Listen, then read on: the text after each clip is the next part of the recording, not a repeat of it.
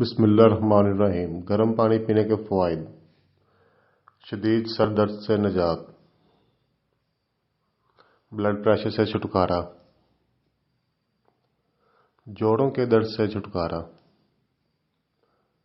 چربی اور کولیسٹرول سے نجات۔ نیم گرم پانی میں شہد ملا کر پینا مفید ہے۔ شدید کھانسی کا علاج، بے چینی کا علاج، گلے کے درد سے نجات،